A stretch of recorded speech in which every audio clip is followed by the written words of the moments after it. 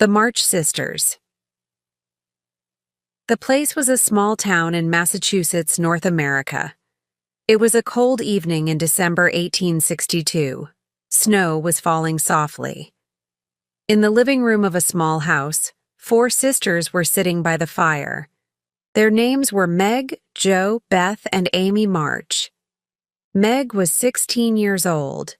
Jo was 15. Beth was 13 years old and Amy was 12. Their mother, Mrs. March, was not in the house. She was visiting a poor, sick family. Their father, Mr. March, was far away from home. It was wartime.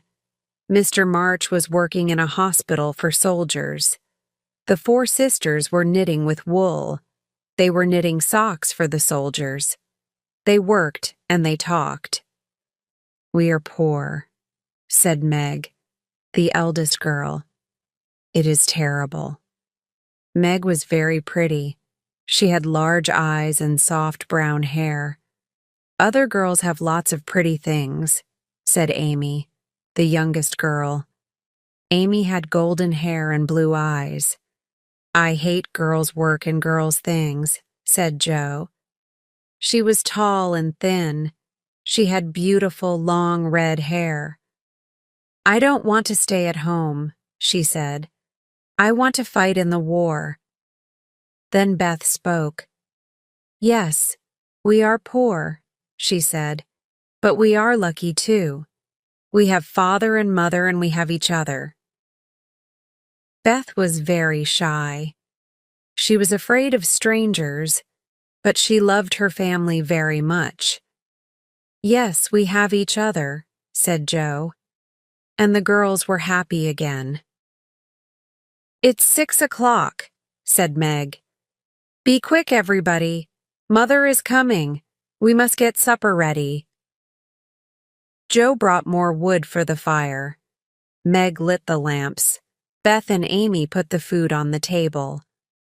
The door opened and Mrs. March came into the room. Mrs. March was not beautiful, but she was very kind and good. Her daughters had a special name for her. They called her Marmee.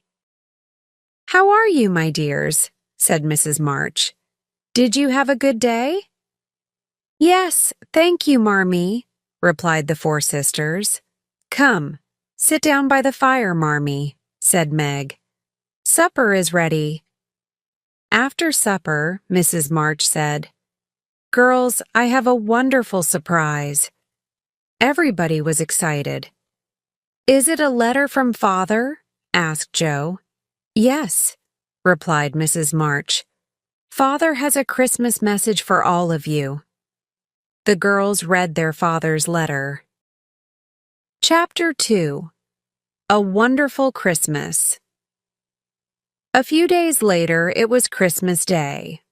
On Christmas morning, the girls woke early. Each girl had one present, a book from their mother. They ran downstairs. They wanted to thank her, but Mrs. March was not there. A special Christmas breakfast was on the table. There was lots of food and everybody was hungry. But the girls waited for their mother. They waited nearly an hour. At last, their mother came home. "Merry Christmas, Marmee," the girl shouted. "Come, sit down. Let's eat breakfast." "Merry Christmas, little daughters," said Mrs. March. "Listen, I have something to tell you. There is a poor woman, Mrs. Hummel. She lives in the town. She has 7 children.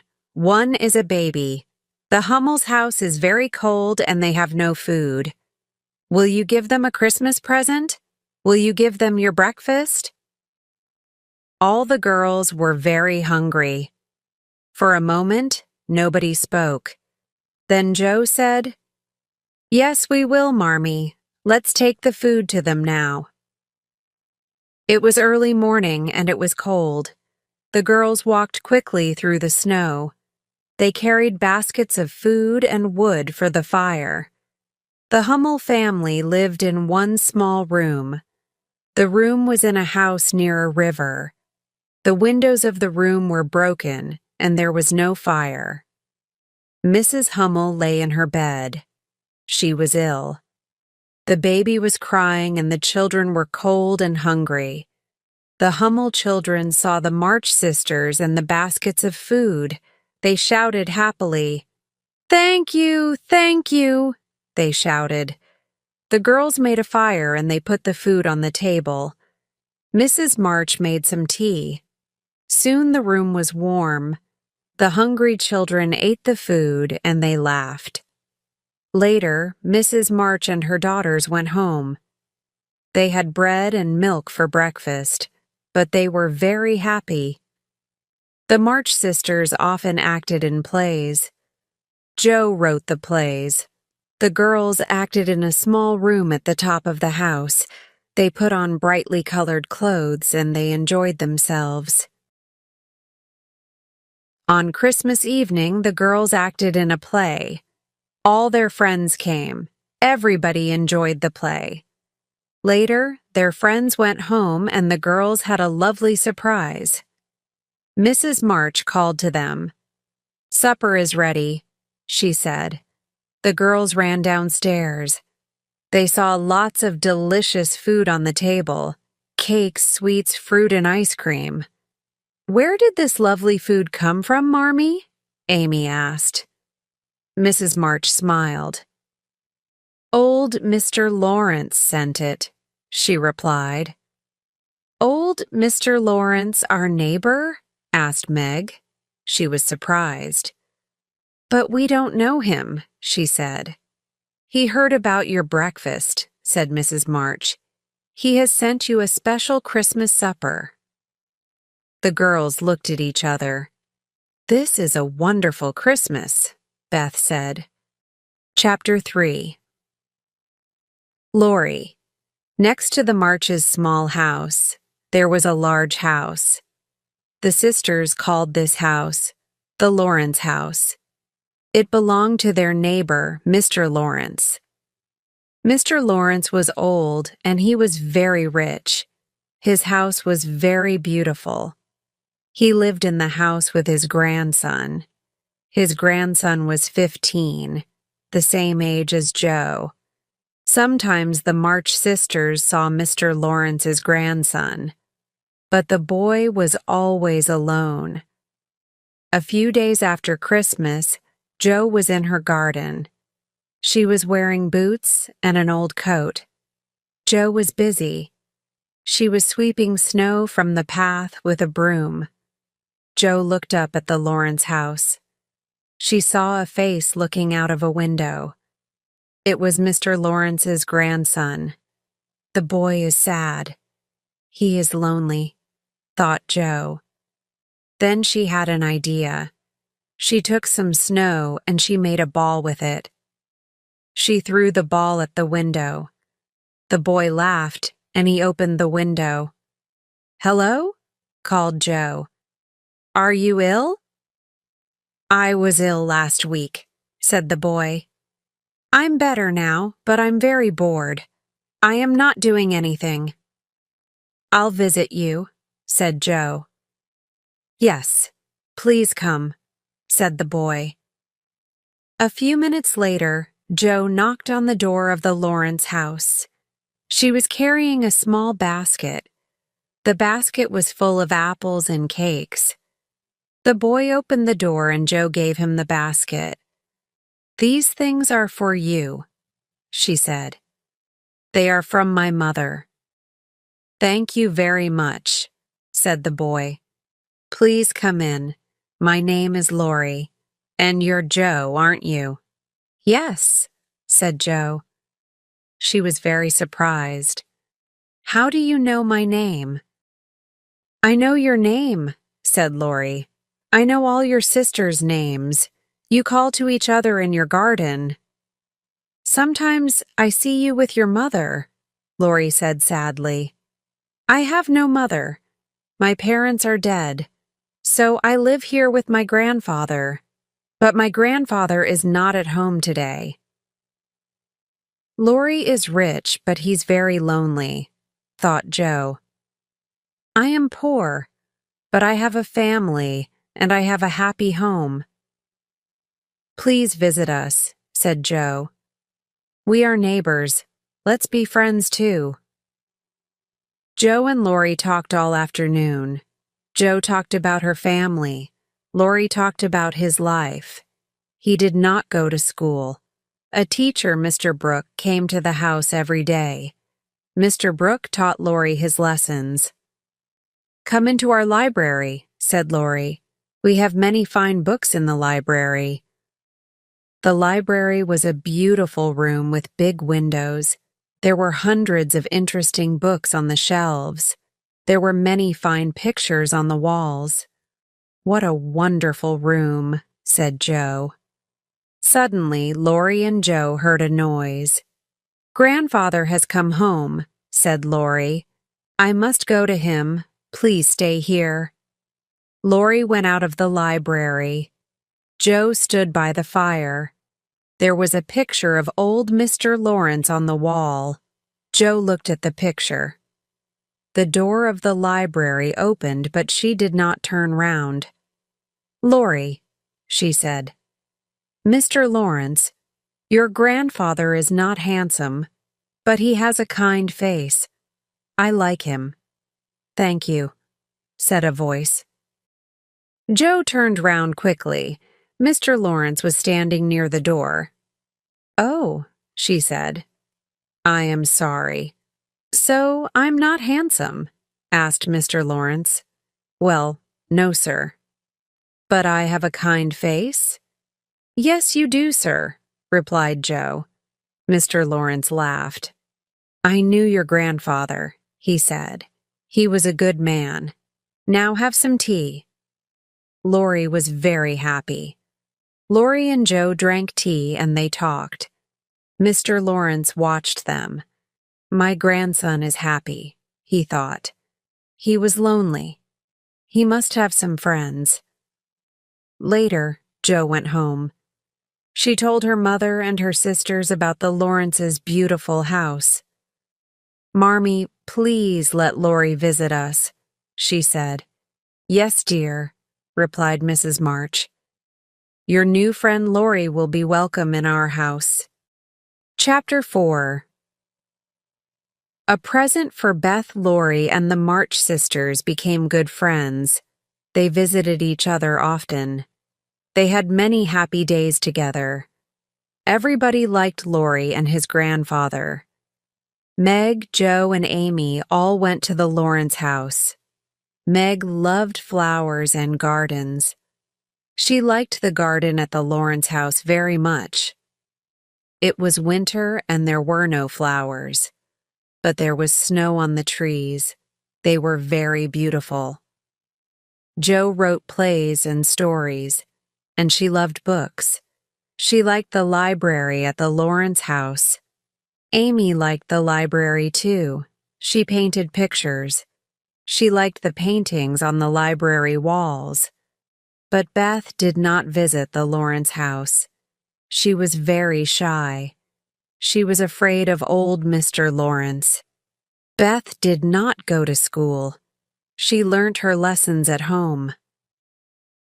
Beth's life was quiet, but she was very happy. She helped her mother with the housework. She learnt her lessons every day. Beth loved music. The Marches had a piano, but it was very old. Beth tried to play the piano, but the music did not sound very good. One day, Mr. Lawrence spoke to Mrs. March. Do your daughters play the piano? He asked. Beth plays the piano, Mrs. March replied. I have a beautiful piano, said Mr. Lawrence, but nobody plays it now. Will Beth come to my house? Will she play the piano? Beth is very shy, Mrs. March said. Lori and I are often out of the house, said Mr. Lawrence. Beth must come then. We will not hear her playing the piano. Mrs. March told Beth the news. Beth was very happy and excited. She wanted to play Mr. Lawrence's piano. The next day, Beth went to the Lawrence house. The house was very quiet. Good, thought Beth. Everybody is out of the house. The piano was in the living room. Beth walked very quietly into the room. She touched the piano. How beautiful it is, she thought. Some pages of music were lying on top of the piano. Beth looked at the pages. The music was not difficult, so she started to play. Beth played the piano for many hours. She enjoyed herself very much. After that, she went to the Lawrence house every day. Sometimes Mr. Lawrence was in the house. He often listened to the music. But Beth never saw him. A few weeks passed. One day Beth spoke to her mother. "Marmee," she said, "I want to thank Mr. Lawrence. He has been very kind. I will give him a present. Shall I knit a pair of slippers for him?" "Yes, Beth," replied Mrs. March. "That's a very good idea." Beth bought some wool and she made a beautiful pair of slippers. She took them to the Lawrence house. Mr. Lawrence was away from home. So Beth wrote a short note. She put the note and the slippers on a table. Then she went home. Oh, thought Beth. Mr. Lawrence did not like the slippers. The next morning, Beth walked by the river. She was sad. Later, she went home. Her sisters were waiting. They were very excited. "Beth! Beth, come quickly," they called. "You have a present. Come and see." They took Beth into the living room. In the middle of the room was a beautiful little piano. On top of the piano, there was an envelope. "Open the envelope, Beth," said Joe. "Please open it for me," said Beth. Joe opened the envelope. She pulled out a note. She read it to her mother and sisters. Beth was very excited. "Mr. Lawrence has given me this piano," she said. "I am very lucky." Beth sat down at the piano and started to play. The piano sounded beautiful, but suddenly she stopped playing. "I must thank Mr. Lawrence now," she said. Beth was not shy anymore. She ran quickly to the Lawrence house and went inside. Mr. Lawrence was in the library. Beth ran to him and she kissed him. Then she said, "Dear Mr. Lawrence, thank you so much for my beautiful piano." Beth was not afraid of Mr. Lawrence anymore. Chapter 5. Amy in Trouble. It was Saturday afternoon. Meg and Joe were in their bedroom. They were putting on their coats. They were going out. Amy came into the bedroom. "Where are you going?" she asked. "Don't ask questions," said Joe. "We're going to the theater with Lori," said Meg. "We're going to see a play." "Oh," said Amy. "I want to come with you. Please." "No," said Joe. "You are too young." "I'm not too young," she said. "I'm 12 years old. Please, please let me come with you." Joe often became angry very quickly. She became very angry with Amy. "No, Amy," she said. "We will not take you with us. Please go away." Amy started to cry. At that moment, Lori arrived at the house. "Meg! Joe! Are you ready?" he shouted. "We're coming," Joe replied. Joe and Meg ran downstairs. Amy stopped crying. "You'll be sorry, Joe March," she shouted.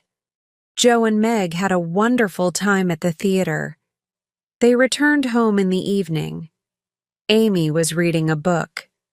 She did not ask them questions about the play. The next day, Meg, Beth, and Amy were sitting in the living room. They were sitting by the fire. Suddenly, Jo ran into the room. She was very upset. "Where is my book of stories?" she asked her sisters. "Have you seen it?" Jo often wrote stories. She wrote them all in a little book. But today, she could not find her book. "I haven't seen your book," said Meg. "Have you seen it, Beth?" "No," said Beth. Amy was very quiet. She did not say anything. "Amy, where is my book of stories?" asked Jo. "I don't know," replied Amy. "Yes, you do know," said Jo. "Tell me immediately. Where is it?" "You'll never see it again," said Amy. "Why not?" asked Jo. "I burnt it," said Amy. "You didn't let me come to the theater yesterday, so I threw your book of stories on the fire." Jo was very angry. She held Amy's arms and shouted at her. "You bad, bad girl," Jo shouted. "I wrote those stories for Father. Now they are gone forever." Suddenly, Amy was sorry. She started to cry. "Please forgive me, Jo," Amy said. "I'm very, very sorry." Tears fell from her eyes. "I'll never forgive you," said Jo. "Never." Jo did not speak to Amy again that day. She was very angry and upset. The next day, the weather was very cold. There was a river near the Marches' house. The river had frozen. It was ice. Laurie came to the Marches' house. He was carrying a pair of ice skates. "Let's go to the river, Jo," he said. "We'll skate on the ice." "All right," replied Jo. She went to a cupboard and she took out her ice skates. Amy watched her sister. After a few minutes, Jo and Laurie left the house. "I want to skate too," Amy said to Meg. "Take your ice skates and run after Jo," said Meg. "Jo will enjoy herself. She will soon be happy. Ask her to be your friend again." "That is a good idea," said Amy. She ran after Jo and Laurie. The river was not far away. Soon she saw Jo and Laurie skating on the ice. The ice was very thin in the middle of the river. Jo heard Laurie's words, but Amy did not hear Laurie. She skated to the middle of the river. Suddenly, there was a loud crack. The ice broke. Amy was in the water. Jo was terribly afraid, but she followed Laurie.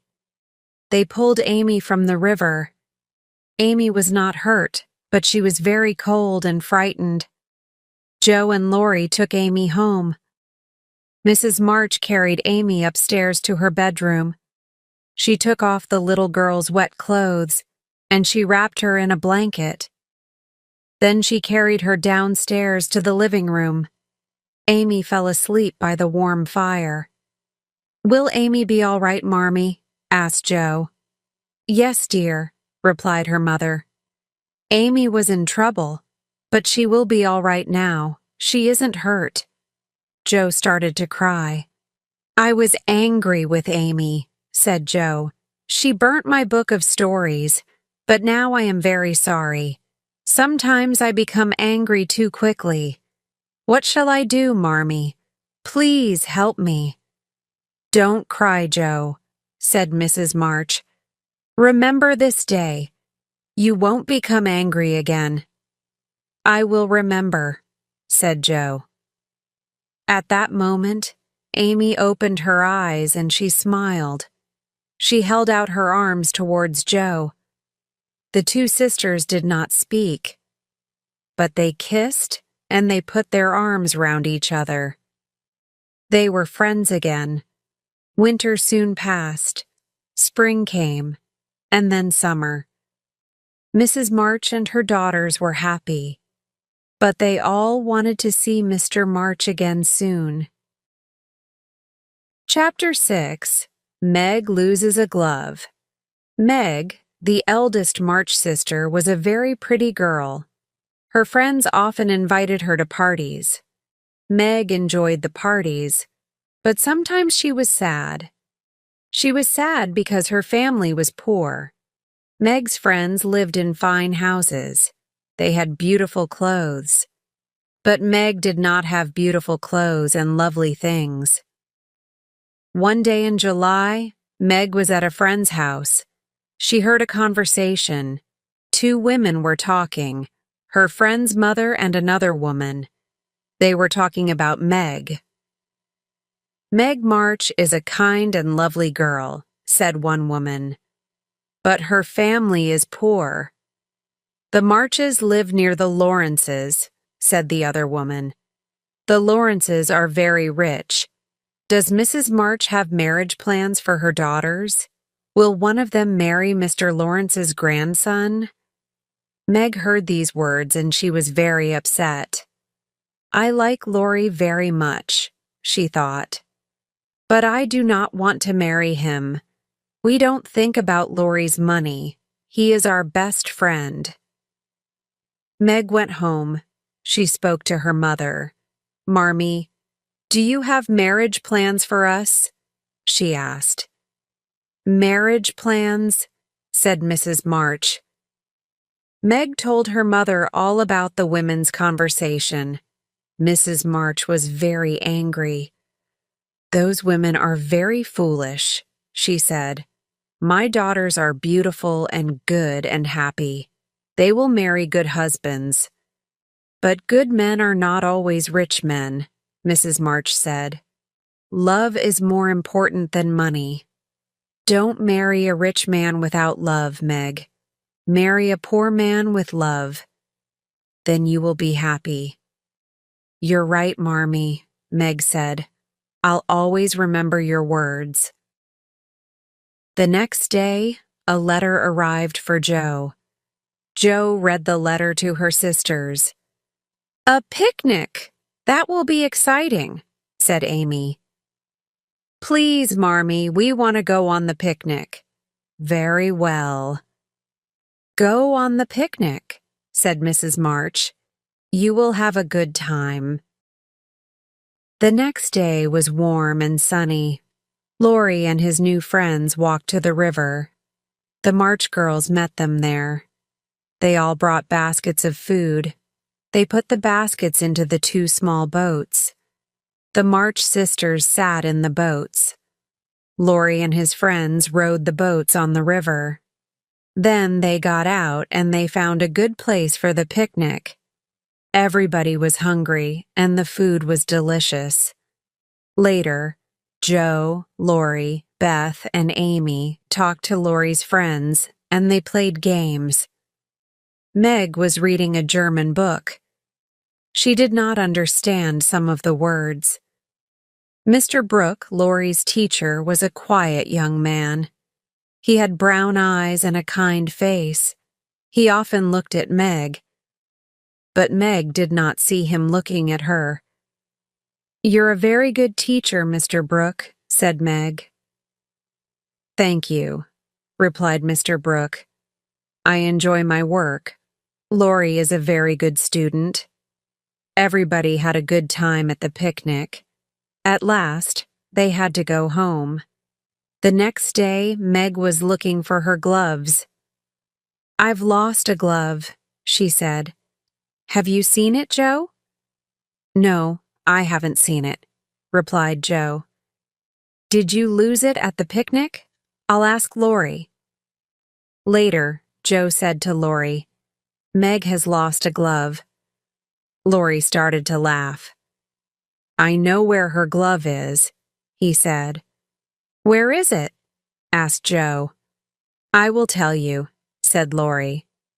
"But don't tell Meg." "I won't tell Meg," said Jo. "The glove is in John Brooks' pocket," said Laurie. Jo did not understand. "What do you mean?" she said. "Why is the glove in John Brooks' pocket?"